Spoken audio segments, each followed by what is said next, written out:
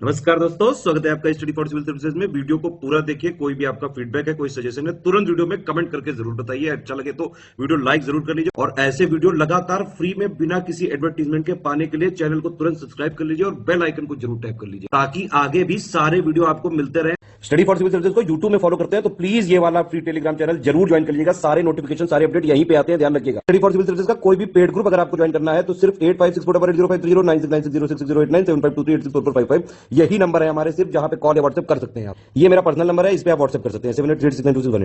तो अभी रिसेंटली हमारे जो चीफ जस्टिस हैं एनवी रमना साहब आंध्र प्रदेश से बिलोंग करते हैं और 48th चीफ जस्टिस हैं, शायद आप बताइएगा 48th हैं या 49th है।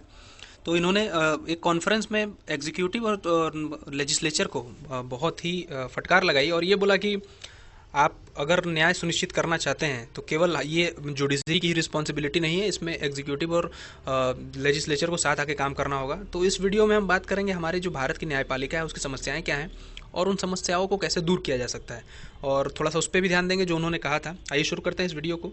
ये वीडियो 2 लैंग्वेजेस में होगी, यानी इसके पे प्रिंटिंग हिंदी और इंग्लिश में होगी और इसको मैं एक्सप्लेन करूँगा हिंदी में।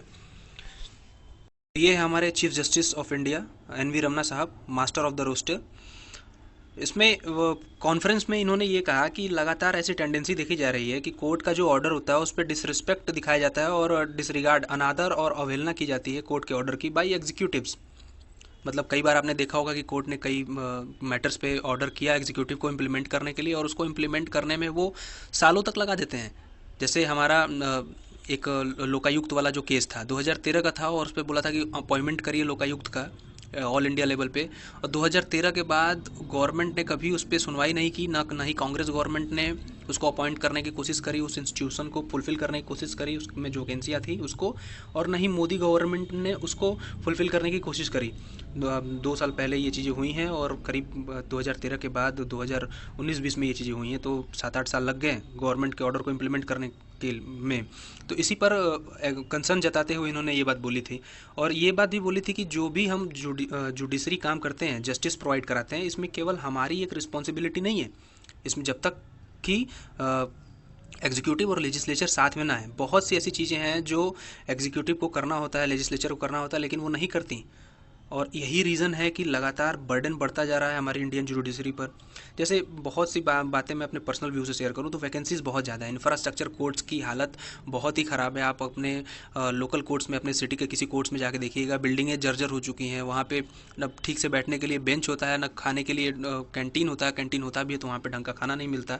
और अगल बगल अगर आप देखेंगे तो कैंप लगा के और छोटे छोटे स्टॉल खोल के लोग काम करते हैं वहाँ पे, जो उस डिपार्टमेंट से, उस कोर्ट से जुड़े हुए जो ऑफिशियल्स हैं। तो देखिए, प्रॉब्लम्स के बारे में बहुत सी प्रॉब्लम्स को मैं काउंट करा सकता हूँ, लेकिन इसमें मैंने कुछ गिने चुने प्रॉब्लम्स को ही लिखा हुआ है जो कि बेसिक्स हैं, मतलब प्राइमरी प्रॉब्लम्स हैं, जिनको हम बुनियादी प्रॉब्लम्स बोलते हैं। अगर इनको दूर कर दिया जाए तो बाकी सारी प्रॉब्लम्स अपने आप चली जाएंगी। तो उसमें सबसे बड़ा प्रॉब्लम जो आता है इंफ्रास्ट्रक्चर का, मतलब इंफ्रास्ट्रक्चर बहुत ही ख़राब है हमारी इंडियन जुडिशरी का। अब जैसे कि मैंने बताया, टेबल तक नहीं होता बैठने के लिए, लोगों को खड़े खड़े होके केसेस का निपटारा कर देते हैं। दूसरा है pending cases. India second most populous country है चाइना के बाद। चाइना की बात मैं करूं तो उनका कोई भी डोमेस्टिक मैटर ग्लोबल लेवल पे नहीं आता, अंदर ही अंदर वो सॉल्व कर देते हैं या उसको रद्द कर देते हैं, क्या करते हैं उसका कुछ पता ही नहीं चलता। लेकिन इंडिया एज अ डेमोक्रेसी, अगर इसकी ये बातें ग्लोबल लेवल पे जाती हैं कि इंडिया में 4 करोड़ से भी ज़्यादा पेंडिंग केसेस हैं और इसमें से बहुत से केसेस ऐसे हैं जो 10-10 साल 20-20 साल से चले हुए आ रहे हैं, तो अब काफ़ी ग्लोबल लेवल पे बहुत ही अवहेलना होगी, इसको डिसरिगार्ड किया जाएगा, डिसरिस्पेक्ट की भावना से लोग देखेंगे इंडिया एज अ कंट्री को। फिर जज पॉपुलेशन रेशियो की अगर हम बात करें तो 20 जज हैं पर मिलियन पॉपुलेशन पे, यानी हमारे देश में 10 लाख जनसंख्या पे केवल 20 जज ही उपलब्ध हैं। फिर उसके बाद वैकेंसीज़ की बात करें तो 25% वैकेंसीज़ जो है हमारे सबॉर्डिनेट कोर्ट, जो छोटे कोर्ट होते हैं सिटी लेवल पे या स्टेट लेवल पे, उसमें ओवरऑल वैकेंसीज़ को देखा जाए, जो पोस्ट वैकेंट है उसमें 25% सीटों को अभी तक भरा ही नहीं गया है। और ये ऐसा नहीं है कि ये हाल फिलहाल में सीटें वैकेंट हुई हैं, ये बहुत सालों से पड़ी हुई हैं, उनको नहीं भरा जा रहा है। फिर उसके बाद जो पार्लियामेंट लॉ पास करती है, तो आपको पता होगा रिसेंटली ये सब चीज़ें ज़्यादातर देखने को मिली हैं कि जैसे आधार कानून को लागू किया गया था। आधार कानून को लागू किया गया तो उसको एज अ मनी बिल लागू कर दिया गया। मनी बिल बना के लागू करने का मतलब ये था कि उसको जब हम किसी बिल को एज अ मनी बिल पेश करते हैं तो उसका स्क्रूटनी राज्यसभा नहीं कर सकता। आपको ये बात पता होगा अगर आपने पॉलिटी पढ़ रखी है तो आधार पे स्क्रूटनी हो सकती थी, इसलिए गवर्नमेंट ने उसको एज अ मनी बिल पेश किया और राज्यसभा को स्क्रूटनी करने का मौका नहीं मिला। बाद में वो केस गया सुप्रीम कोर्ट के पास 2018 में शायद, और सुप्रीम कोर्ट ने उसकी कॉन्स्टिट्यूशनल वैलिडिटी को अपहेल्ड किया। हालांकि कुछ रेस्ट्रिक्शंस लगाए आधार एक्ट पर, लेकिन उसको कॉन्स्टिट्यूशनली वैलिड बताया। तो ये सब तो थी कुछ बेसिक प्रॉब्लम्स। अब इसका सोल्यूशंस के बारे में भी हम बात कर लेते हैं। देखिए, इन सारी प्रॉब्लम्स का सबसे पहला सोल्यूशन तो यही हो सकता है कि एक नेशनल जुडिशियल इंफ्रास्ट्रक्चर अथॉरिटी बनाया जाए। इसको रिकमेंड किया था हमारे चीफ जस्टिस ऑफ इंडिया ने ही, दिसंबर की ही ये न्यूज़ है, और इसमें इन्होंने बोला था गवर्नमेंट को कि आप एक राष्ट्रीय न्यायिक अवसंरचना प्राधिकरण बनाएं जो कि इंफ्रास्ट्रक्चर रिलेटेड जो भी प्रॉब्लम्स हैं इंडियन जुडिशरी में उसको देखेगी और उसको सुदृढ़ करेगी। फिर दूसरा रिकमेंडेशन था कि वर्किंग आवर जो है हमारे कोर्ट्स का, इंडियन कोर्ट्स का, चाहे वो सुप्रीम कोर्ट हो, हाई कोर्ट हो या सबॉर्डिनेट कोर्ट जो भी हो, उनका वर्किंग डेज बढ़ा दिया जाए। जैसे अब सुप्रीम कोर्ट की अगर हम बात करें तो साल भर में केवल 190 दिन ही ये काम करती है। हाई कोर्ट 230 दिन के आसपास काम करती है। लोअर कोर्ट 240-250 दिन के आसपास काम करती है। तो साल भर में 365 दिन होते हैं। तो क्यों ना अगर हम इनके वर्किंग डेज़ को 200-250 के आसपास कर दें, सुप्रीम कोर्ट के वर्किंग डेज़ को 250 के आसपास कर दें और हाई कोर्ट के वर्किंग डेज़ को 300 डेज़ के आसपास कर दें, तो इनकी एफिशिएंसी बहुत ही ज़्यादा मायने में बढ़ जाएगी। फिर तीसरा रिकमेंडेशन जो है वो ये है कि Indian court and tribunal services बनाया जाए।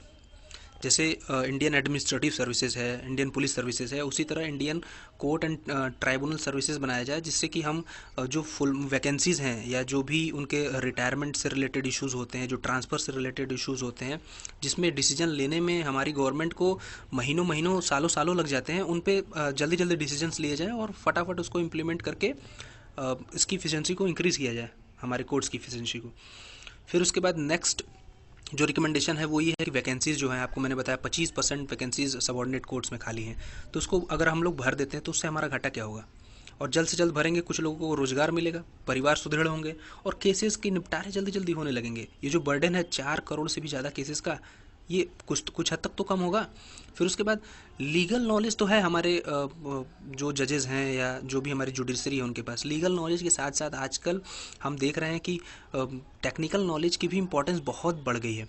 आपको पता होगा बहुत से क्राइम ऐसे होते हैं जो टेक्नोलॉजी पे आधारित होते हैं, जैसे साइबर क्राइम वगैरह हो गए, या टेररिज्म। आजकल टेररिस्ट एक्टिविटीज़ जो हो रही हैं वो टेक्नोलॉजी का इस्तेमाल बहुत तेज़ी से कर रही हैं।